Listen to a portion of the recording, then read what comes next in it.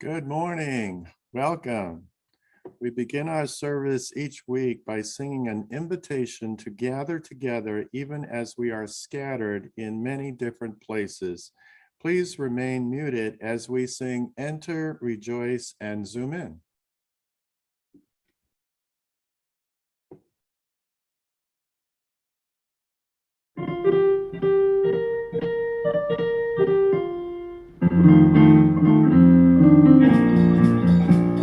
Enter, rejoice, and so in.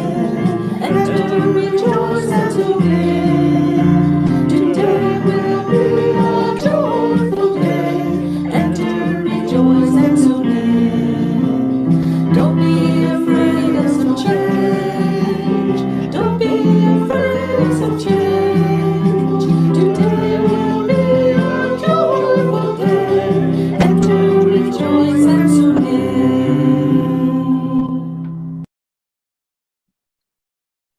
Good morning. I am Joseph Fenty, and it is my pleasure to serve as your associate for this service of the Unitarian Fellowship of Charlotte County, Florida. This service is being broadcast live via Zoom and YouTube. I wish to express my gratitude to the technology wizards of Corey, Tom, Sue, Laura, Shannon G, and Bryce. Also, I offer a big thank you to Linda, Jim, and members of the UUFCC choir for this morning's music. I'd like to remind you of a couple of simple procedures that will help our broadcast run smoothly.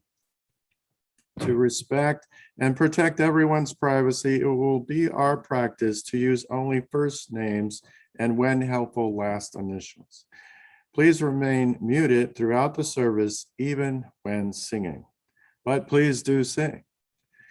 You may wish to have a chalice or candle available for our chalice lighting ritual. During the service, Zoom chat function will be disabled. At the end of the service, we will virtually gather for a social time, but we will ask you to remain muted until you see posting that invites you to begin. Your patience will be appreciated as we need a moment or two to close down the YouTube connection. The social hour will be via Zoom only.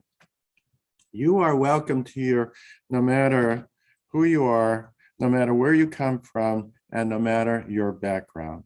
You're welcome here to join us as we proclaim worth in each of our journeys and our searches for meaning. You are welcome to join as we sing songs that uplift our very beings. You are welcome to join us in community as we learn.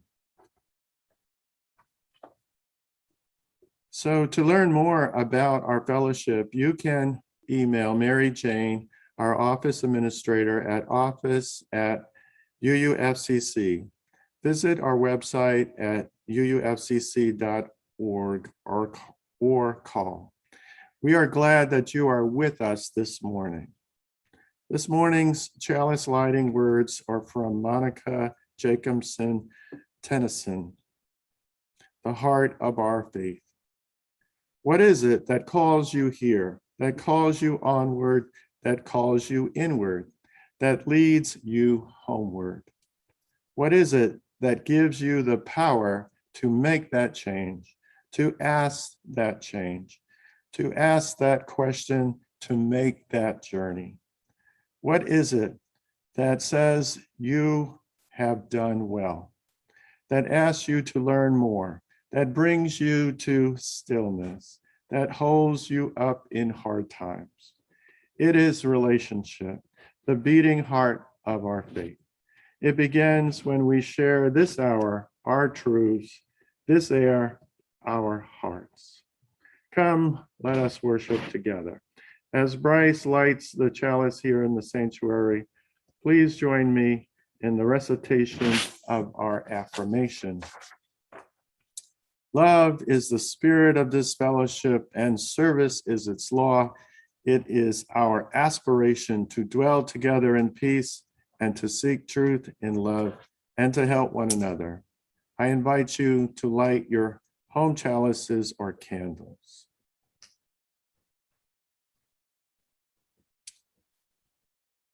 And now we will have the music, Morning Has Broken.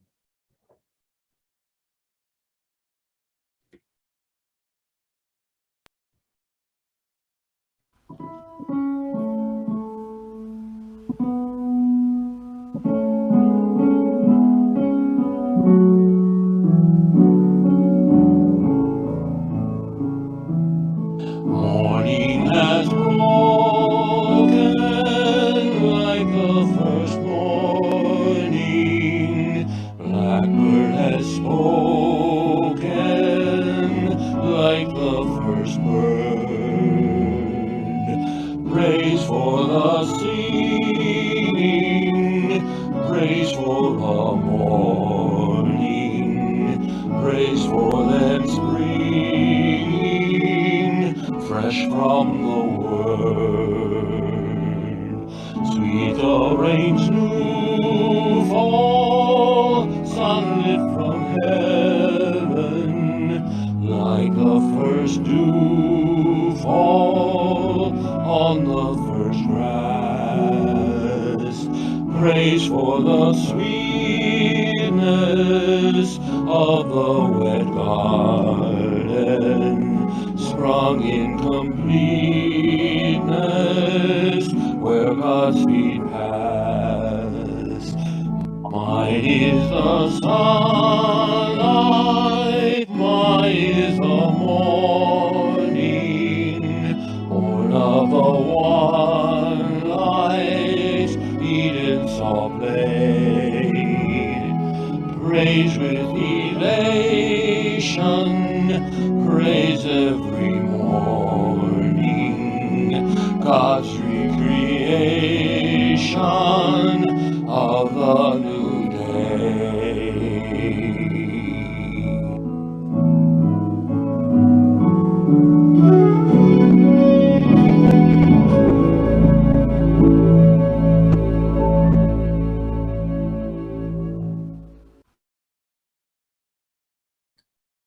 Today's opening words are brought to us by Mark Morrison Reed. It's called The Central Task of the Religious Community. The central task of the religious community is to unveil the bonds that bind each to all. There is a connectedness, a relationship discovered amid the particulars of our own lives and the lives of others. Once felt, it inspires us to act for justice. It is the church that assures us that we are not struggling for justice on our own, but as a member of a larger community. It is the church that assures us that we are not struggling for justice on our own, but as a member of a larger community. The religious community is essential. For alone, our visions are too narrow to see that all must be seen, and our strength is too limited to do all that must be done. Together, our vision widens and our strength is renewed.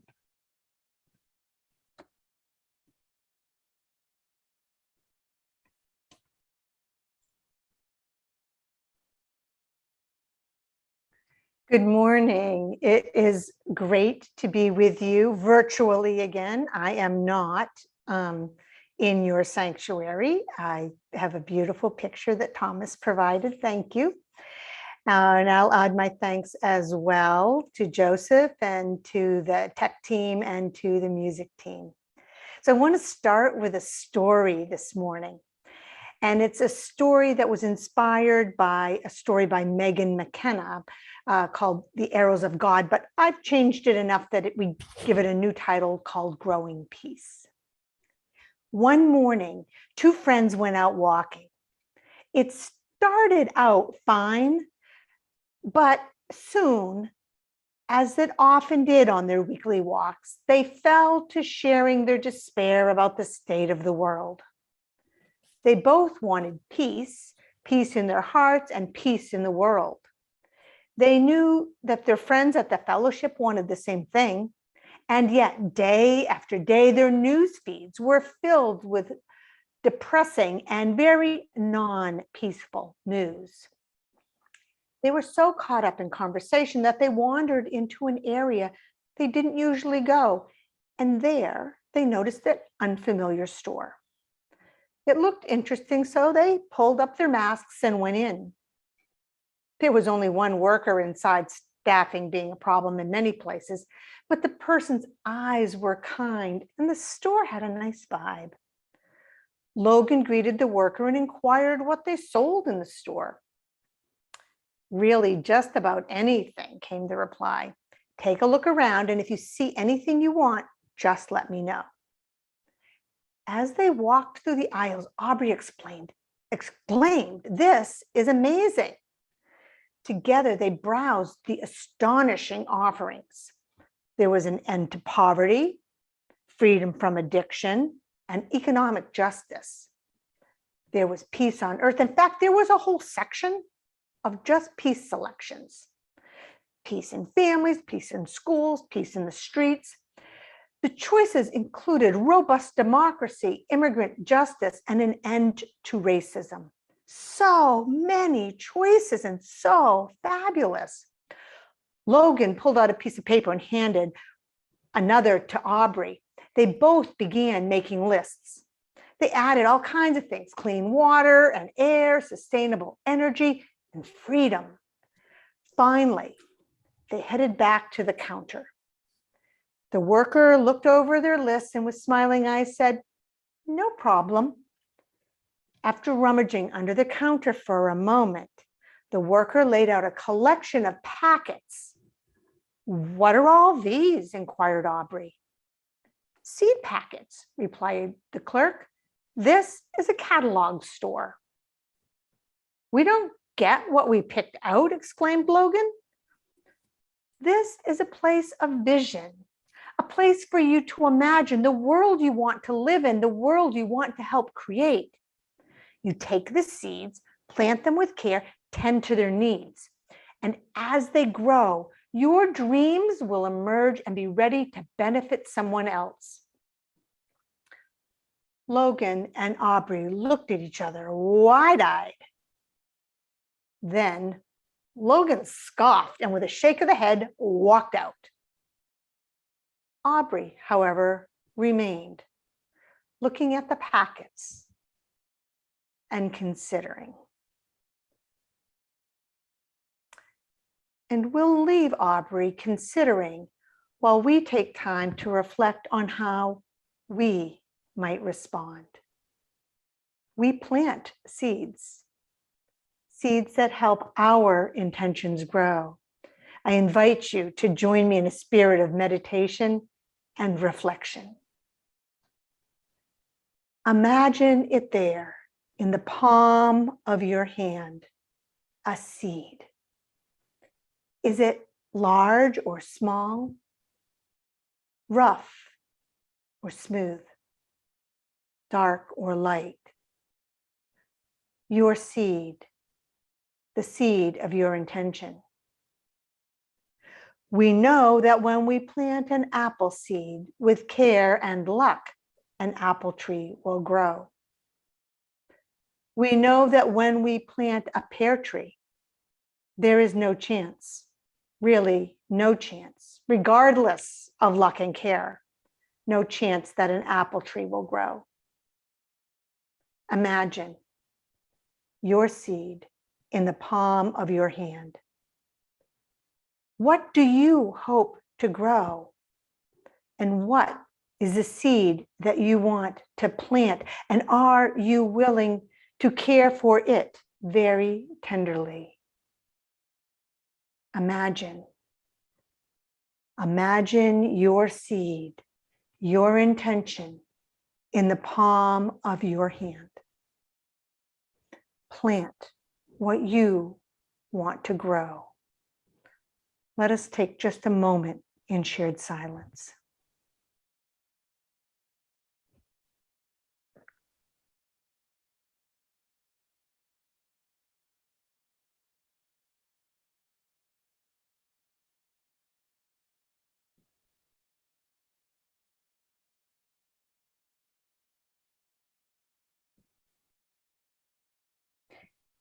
may we choose and plant and tend with care. May it be so.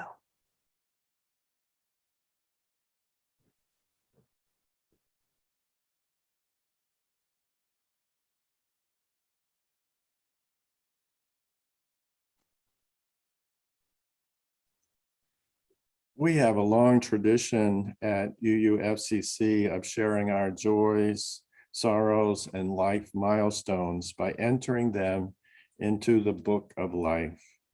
While we are meeting virtually, you may email your joys and sorrows and personal milestones to bookoflife@uufcc.org.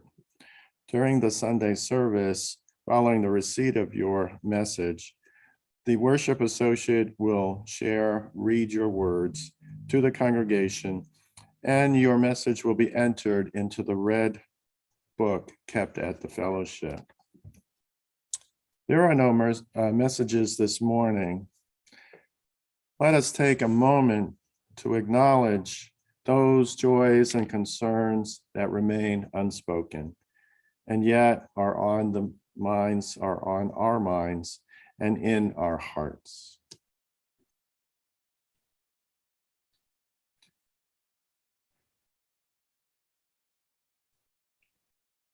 In this moment, may our hearts open to hope and healing, and may our minds open to peace and possibility.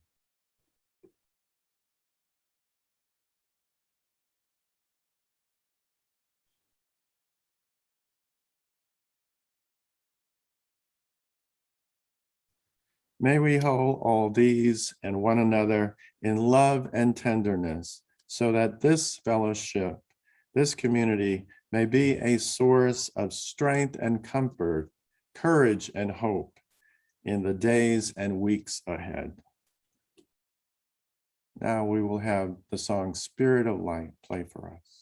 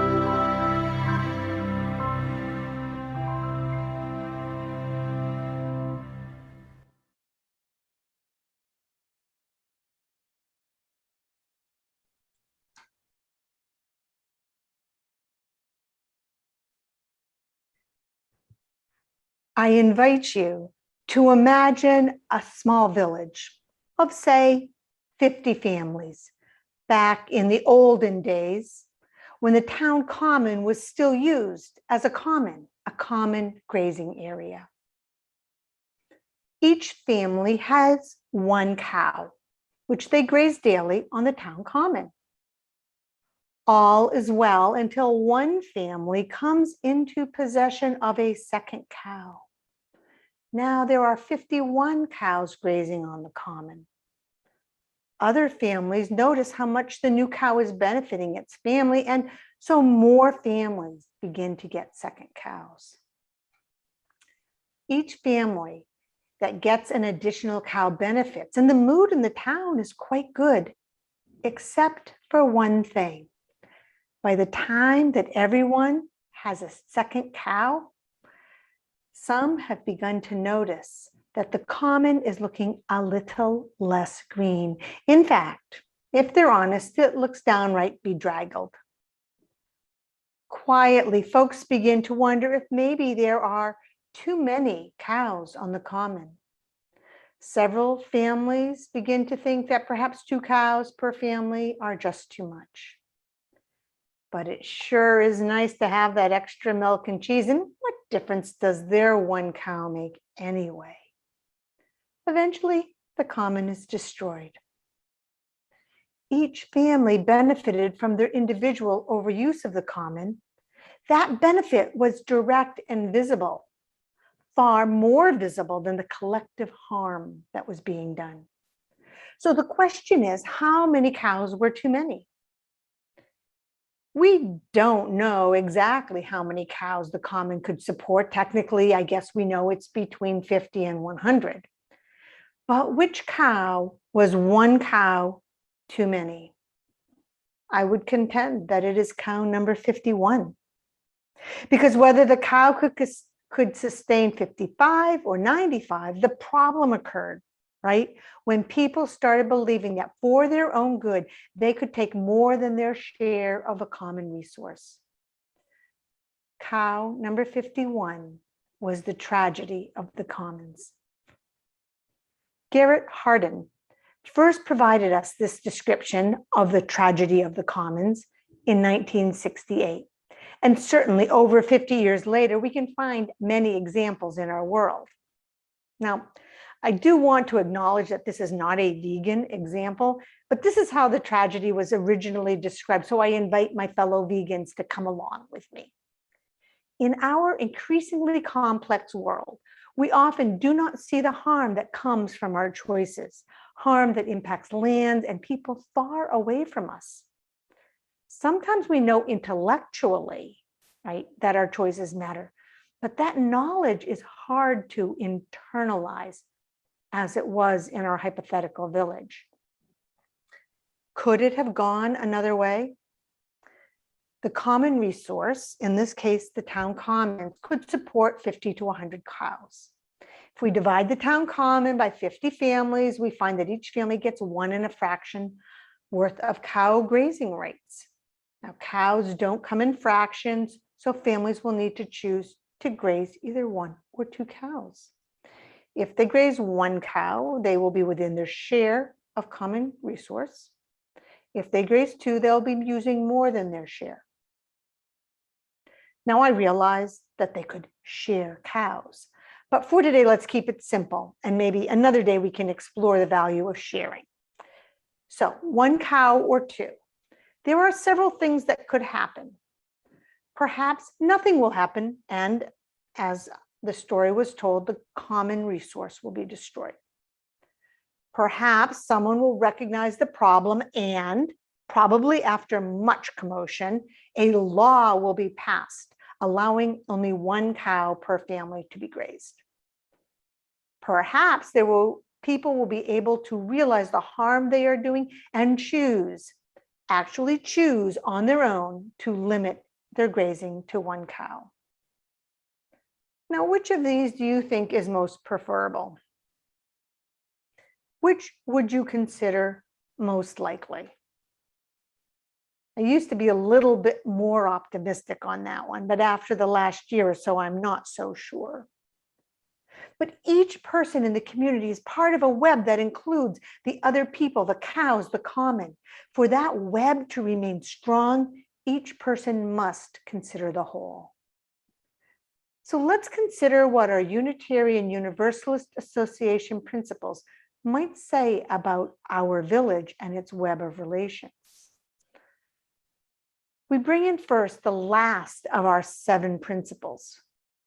Principle 7 says, we affirm and promote respect for the interdependent web of all existence of which we are a part. Respect for the interdependent web of all existence of which we are a part. Now, in suggesting that people recognize the whole, the web, are we violating our first Unitarian Universalist Association principle? This one says, we affirm and promote the inherent worth and dignity of every person. Right? The inherent worth and dignity of every person. Is this a conflict with care for the web? No, because the principle does not say the inherent worth and dignity of me. It says the inherent worth and dignity of every person. If I affirm that, then I affirm not only my rights, but yours as well. Related to this is the use of the word dignity.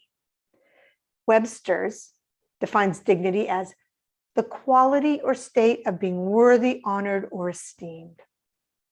Worthy, honored, or esteemed. Nothing in this definition allows for our first Unitarian Universalist Association principle to be used to justify selfishness. There is nothing dignified about being selfish. This is why I dispute the claim held by some that a belief in the inherent worth and dignity of every person conflicts with an affirmation of the web of existence of which we are a part. Our principles do not contradict each other, but rather play off each other in wonderful ways. We are part of a web of existence that is both complex and beautiful. The principles challenge us to be aware of the relationships embedded in the web. Our view of the intricacies of the web, of our relationships, will always be somewhat limited. And at times we will make mistakes, but we can try.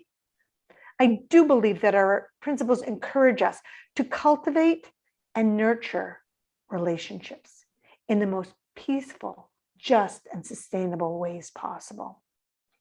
Now, we could work through all the principles, and maybe we will another day. I think we would find, if we did, though, quite consistently that our shared faith calls us to strive to align our thoughts, words, and deeds so that we do not harm the common good. Perhaps we might even conclude that our thoughts, words, and actions are called to benefit the common good. Perhaps one of the most significant shared resources endangered today is our shared atmosphere, in particular because of the accumulation of greenhouse gases and resulting climate change. Now, I'm not going to try to convince you that climate change is real and that human choices make a difference. I leave that to the vast majority of the scientific community. But even if you have not yet been convinced of the seriousness of climate change, let me invite you to go on this journey with me and to consider the possibility that the steps we can take to limit climate change would be positive steps, even if 97% of climate scientists are wrong. If we accept that we have a responsibility to the common good, the global common good, we might allow ourselves to recognize that our consumption patterns, sitting, say, in Charlotte County, give or take 7 feet above sea level, will affect sea level rise and will impact not just the Florida coastline, but communities, cities, and nations all around the world. So how might we develop a spirituality of climate change? What might a faith response be to this threat to our common good for us here and now on the southwest coast of Florida in 2021. I would suggest that a spirituality of climate change would be deeply embedded in relationship, which happens to be our soul matter theme for the month. Now, I have long defined spirituality as what connects you to something beyond yourself. For some, that's human community. For some, it's the divine, some the universe, the natural world. The question is, what helps you feel connected and grounded? With what do you relate? How do you feel that relationship? I once heard that a child who has a significant out of doors experience before the age of 9 or 10 would be forever impacted and much more likely to care about the environment as an adult. Once established, the relationship stays that way. Now, not all of us have that opportunity, but I believe we can all benefit by nurturing our connection to the natural world at any age, in whatever way makes sense for us. How might you take your relationship with nature just a bit further? How might you create a deeper connection? Walking in the woods, on the beach, gardening, nature, poetry, art, what else? The beauty of deepening connections to the spiritual world is it's not one size fits all. What would fit you? And inspired by that deepened connection, might we feel inspired to action just a bit further? It will help to remember that an experience does not need to be grand to be impactful. Certainly not all of us will live a life deeply embedded in nature, although there are some really fabulous places to explore around Charlotte County. But there are possibilities wherever we find ourselves. Tenderly caring for a seedling on a windowsill on a 5th floor apartment in City Central can provide an important understanding and appreciation of our relationship to all of other life on Earth. The important thing is that we consider this. And we can consider it as we make plans for the children in our lives. Might a bit of nature be part of your next visit with your grandchildren or other special children in your life as a way of nurturing them and you and your relationship? How might that in turn influence how you think about our shared planet? I know at least some folks in this congregation have a commitment to countering climate change, which many today call the climate emergency. And surely you will discuss many concrete steps that you can take, lowering your energy consumption in many ways. And shout out to the presentation my husband will be doing on solar energy and electric vehicles at noon today. That's about a 30-minute presentation. There are lots of things that we can do. Some of you have been learning about the impact of animal agriculture, which a United Nations report confirms accounts for over 50% of our greenhouse gases. But like our connections and our spirituality, it's not one size fits all. While I eat a plant-based diet, have solar panels on my roof, and drive an electric car, I am seriously challenged with regard to long distance travel, given that all my children and grandchildren live at a distance. I still am learning how to minimize that impact. Part of my spiritual practice is to build a moment of reflection into my decision-making regarding consumption throughout the day. This helps me particularly when I'm operating on automatic pilot. Why am I making this choice? Is there a choice that's more in keeping with my values, my aspirations? And it's important to note that in different circumstances, my reflection yields different ultimate decisions. So let me risk a seemingly simple example. getting dinner on the table. When our daughters were still at home and I was preparing a meal for our family, I wanted it to be easy, healthy, tasty. I wanted them to eat it. I also wanted it to be economical. I also wanted our meals to be ethical, to have low impact on the environment. And yes, wouldn't it be nice if they were fairly traded, organic, and local? Any two of these criteria can conflict with each other. Trying to achieve them all can wear a person out. You can let me know if you got them all this last week. And so each of these values gets weighed against what else is going on. For me, when money is tight, economical wins out over organic. My reading tells me that if I have to choose between local and organic, local has the lesser environmental impact. So I would choose local, except perhaps if I was dealing with someone with a sensitive condition, such as an infant, then I might choose organic. If I am exhausted and time is short, then easy to prepare wins. I rarely meet my own standards. I can't have it all. I have to make decisions.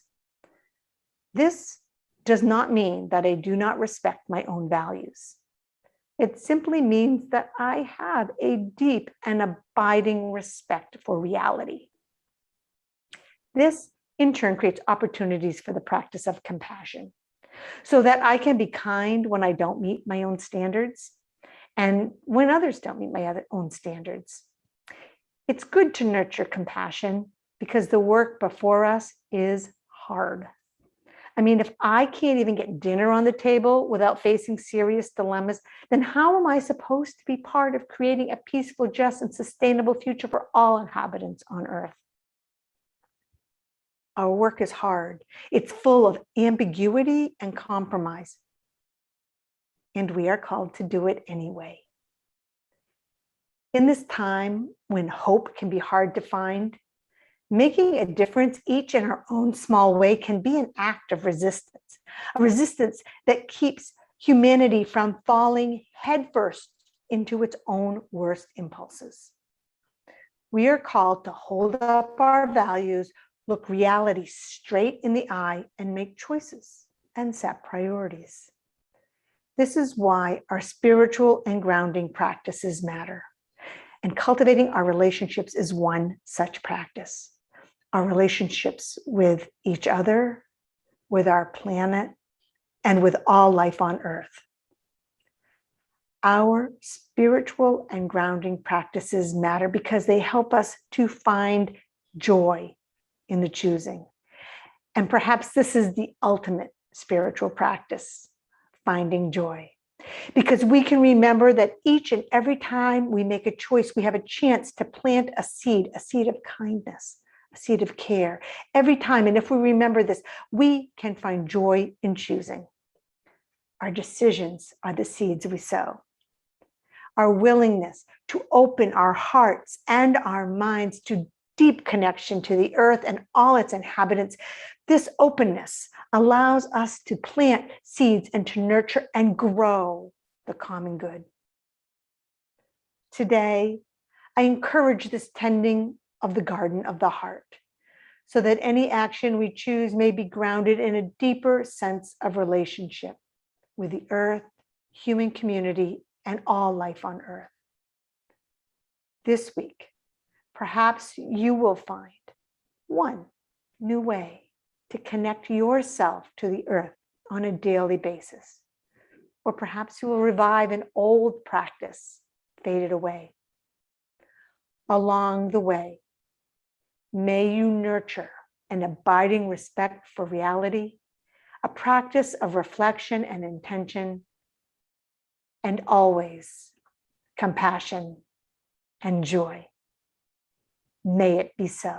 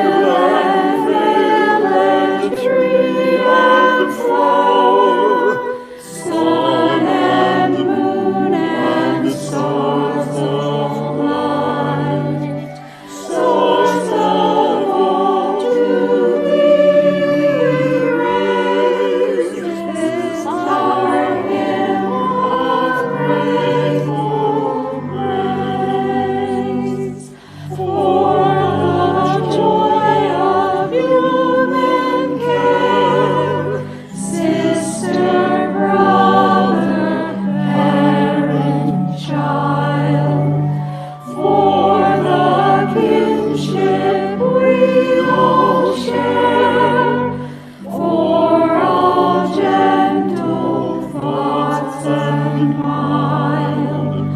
Swords of all to thee we raise. 'Tis our hymn of grateful praise.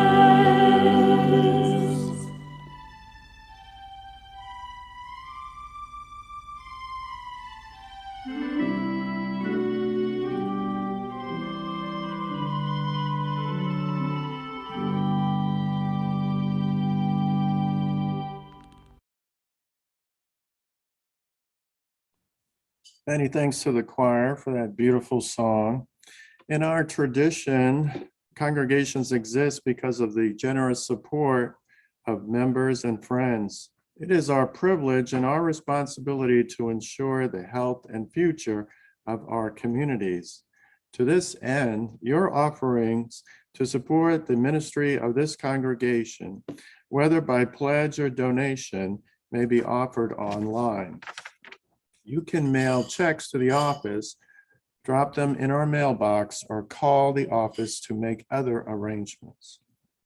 We are also equipped to accept donations through the Venmo app.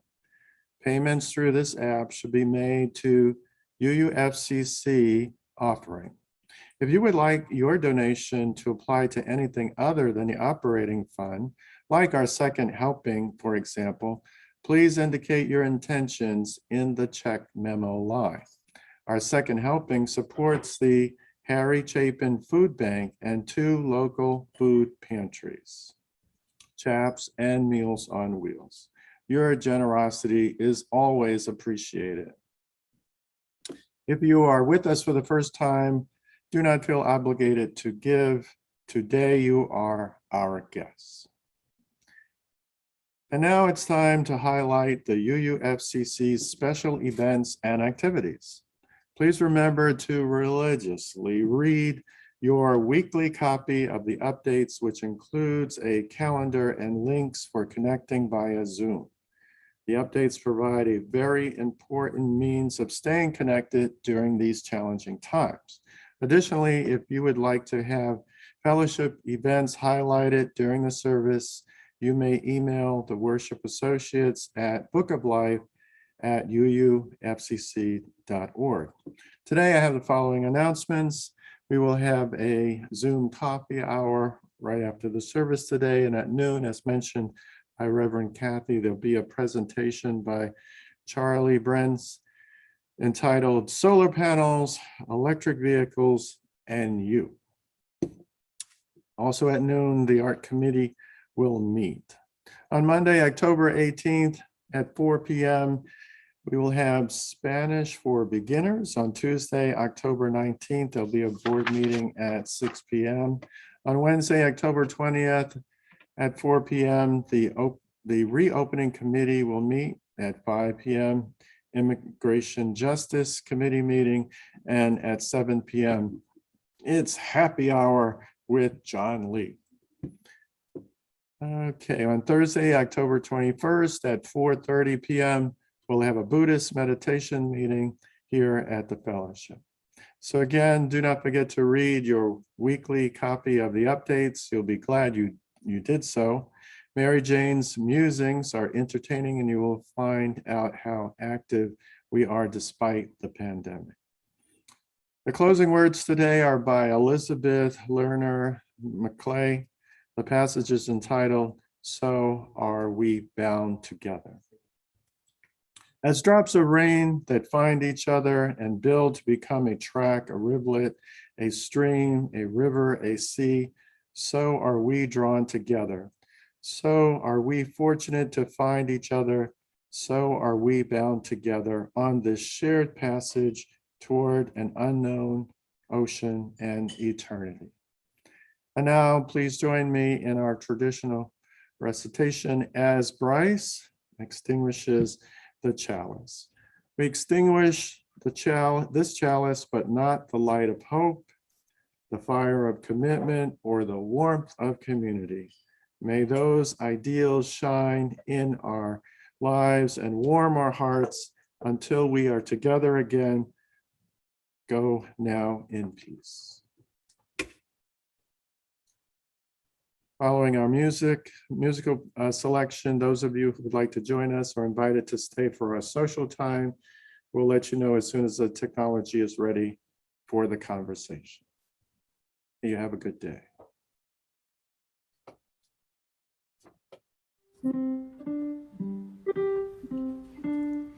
Go now in peace, go now in peace. May the Spirit of God surround you everywhere, everywhere you may go. Go now in peace, go now in peace. May the Spirit